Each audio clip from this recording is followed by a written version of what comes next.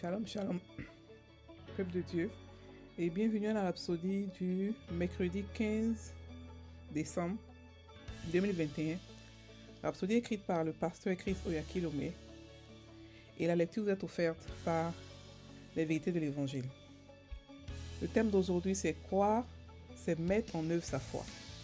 Et le verset de 2 Corinthiens 4, verset 13, qui dit « Comme nous avons le même esprit de foi, selon qu'il est écrit, j'ai cru, et c'est pourquoi j'ai parlé.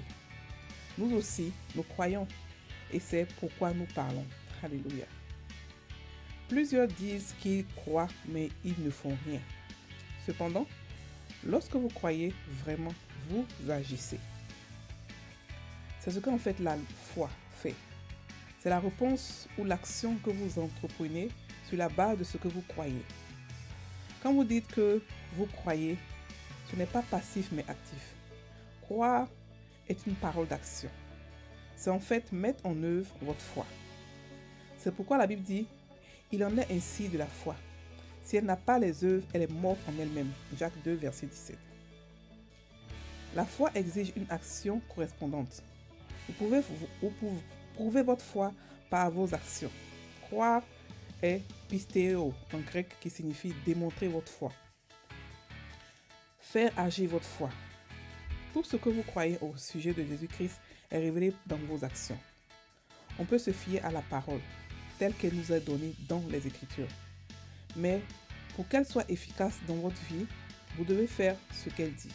Alléluia. Comme lu dans notre verset d'ouverture, Jésus a dit « Si vous m'aimez, gardez ma parole. » La parole de Dieu est à mettre en œuvre. Jacques 1, verset 2, 22 à 25 dit « Mettez en pratique la parole et ne vous bornez pas à l'écouter, en vous trompant vous-même par des faux raisonnements, car si quelqu'un écoute la parole et ne la met pas en pratique, il est semblable à un homme qui regarde dans un miroir son visage naturel et qui, après s'être regardé, s'en va et oublie aussitôt quel il était. Mais celui qui aura plongé les regards dans la loi parfaite, la loi de la liberté, et qui aura persévéré, n'étant pas un auditeur oublieux, mais se mettant à l'œuvre, celui-là sera heureux dans son activité. Alléluia. La puissance se trouve dans le fait de prendre en œuvre, de mettre en œuvre, votre avantage qui s'y trouve. La Bible dit dans Matthieu 7, versets 24 à 27, « C'est pourquoi quiconque entend ces paroles que je dis et les met en pratique sera semblable à un homme prudent qui a bâti sa maison sur le roc. La pluie est tombée, les torrents sont venus, les vents ont soufflé et se sont jetés contre cette maison. Elle n'est point tombée, parce qu'elle était fondée sur le roc. Mais quiconque entend ces paroles que je dis et ne les met pas en pratique sera semblable à un homme insensé qui a bâti sa maison sur le sable. La pluie est tombée, les torrents sont venus, les vents ont soufflé et ont battu cette maison. Elle est tombée et sa ruine a été grande. » Alléluia, fin de la rhapsodie. Le passé ici parle aujourd'hui de l'action qui prouve la foi. Il explique que, en fait, la foi, ce n'est pas seulement croire, c'est seulement aussi poser des actions qui correspondent au fait que vous croyez. Parce que beaucoup de gens disent non, je crois, j'ai tout fait, je crois, j'ai appliqué la foi et ma foi n'a pas marché. La foi est une loi. La foi ne regarde pas qui l'applique. Elle s'applique avec n'importe qui lorsque la loi est respectée.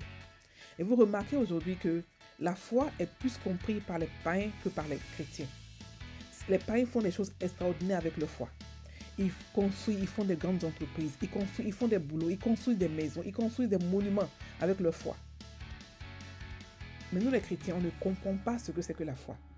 La Bible dit que la foi est, Hébreux 11, verset 1 dit, la foi est une ferme assurance des choses qu'on espère. Ça veut dire quoi? Que vous avez la preuve et vous partez maintenant et vous avez la preuve de ce que vous espérez. Et lorsque vous avez la preuve ne suffit pas. Il faudra avoir la preuve et puis prendre des actions par rapport à votre preuve pour faire des actions audacieuses. Alléluia. Si vous vous rappelez la dame qui avait sa fille qui était malade, elle est venue vers Jésus. Elle lui a demandé, Seigneur, ma fille est malade, viens à mon secours. Jésus l'a ignoré. il a ignoré pendant plusieurs minutes. Elle a insisté. Il lui a dit qu'on ne donne pas la nourriture des enfants aux chiens. Elle lui a dit que même les chiens peuvent manger à la table des enfants. Elle a insisté. Et c'est là que sa fille a été guérie. D'abord, elle a été audacieuse pour pouvoir parler à Jésus, pour pouvoir insister. Elle a d'abord pris une action. Elle s'est levée de là où elle était, de sa maison, pour aller chercher Jésus. Et elle savait qu'elle allait avoir la solution là-bas. Donc la foi aussi, ça se marche par des actions. Sans action, il n'y aura pas de foi. Si vous êtes malade et vous croyez que vous êtes guéri, vous devez faire des actions. C'est-à-dire que vous devez commencer à vous lever, vous commencez à vous voir guéri. C'est ça qui est votre preuve. Et ensuite, commencez à prendre des actions par rapport à la guérison. Vous vous levez, vous faites des choses. Et si c'est impossible, vous continuez à confesser. Et vous pouvez même faire une offrande. Ça, c'est une action par rapport à ce que vous avez demandé. Alléluia. La foi sans action est morte. La foi sans action est morte. C'est ce que Jacques dit. Jacques dit, elle est morte. La foi sans les œuvres, elle est morte. Parce que beaucoup de gens disent, je crois. Oui, je crois, c'est vrai, je crois. Mais croire, c'est la croyance. Mais la foi s'accompagne d'action. La foi s'accompagne d'abord de la preuve que vous avez, qui est soit dans la parole de Dieu, soit Dieu vous l'a dit, ou soit dans votre imagination, ce qu'on a fait hier. Et avec cette preuve que vous avez, vous partez, vous la visualisez, vous la confessez, et vous prenez les actions qui correspondent à cela. Des actions souvent qui doivent être audacieuses. Surtout quand il s'agit de la prospérité, là il faut des actions audacieuses. Même quand il s'agit de la guérison, il faut devenir un peu fou pour recevoir votre guérison. Oui, la femme qui avait la perte de sang pendant plusieurs années, elle a été audacieuse. En Israël, quand vous avez une perte de sang, vous n'êtes pas autorisé à rester avec le peuple, vous êtes impur. Elle était fatiguée, elle a dit, elle va partir vers Jésus. Elle va toucher Jésus. Et quand elle a touché, parce qu'elle avait la foi, elle a pris l'action d'être audacieuse, de partir vers Jésus. Et quand elle a fait, elle a reçu ce qu'elle voulait. Et elle a reçu son miracle indépendamment de la volonté de Jésus. C'est pour vous montrer comment que la foi est une loi. Lorsqu'elle a appliqué, quel que soit celui qui l'applique, le résultat est certain. Alléluia. Donc il faut avoir la foi. Il faut non seulement avoir la foi, mais il faut aussi comprendre. Non, nous avons tous la foi. Nous sommes nés avec la foi. Comme nous sommes nés de nouveau, nous avons tous eu la mesure de la foi. Mais cette mesure, elle doit grandir. Elle doit grandir tous les jours avec nous. On doit la pratiquer. La parole de Dieu se pratique, elle se teste. Ce n'est pas quelque chose qu'on parle, puis on dit Amen, Amen. Non. Quand vous avez entendu le Amen, quand vous avez accepté dans votre esprit, allez-y la méditer. Pour qu'elle puisse entrer en vous. Et ça va vous donner votre preuve. Lorsque vous avez la preuve, vous pouvez maintenant aller arracher ce qui vous appartient. Vous pouvez maintenant aller posséder ce qui vous appartient. Voilà. C'est pour cela que Jacques 1, verset 22 dit « Mettez en pratique la parole et ne vous bornez pas à l'écouter. » Parce que l'écouter ne donne rien. L'écouter, c'est vrai, elle édifie. Mais l'écouter ne donne pas de résultat. Elle vous fortifie pour un temps. Mais lorsque vous la méditez et que vous passez en action, vous avez ce que vous possédez, ce que vous voulez. Alléluia. Et Matthieu 7, verset 24 à 27 dit que celui qui entend ces paroles et qui la met en œuvre, qui la pratique, sera semblable à un homme prudent qui a bâti sa maison sur le roc.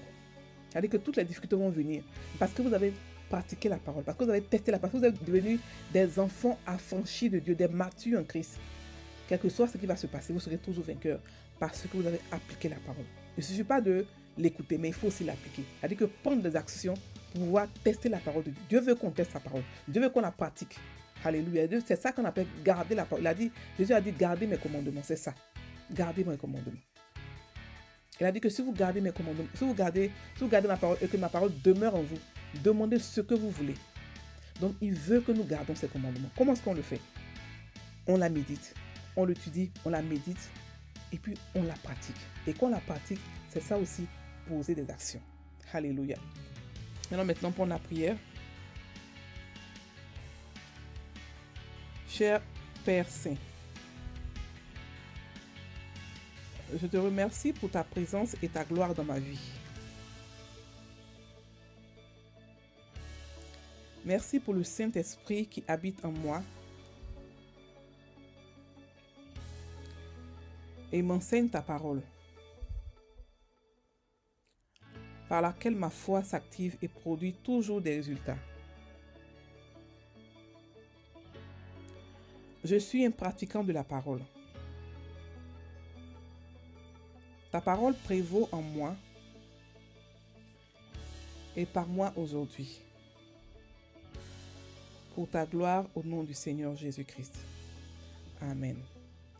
Frères et sœurs en Christ, passez une très bonne journée. Soyez bénis.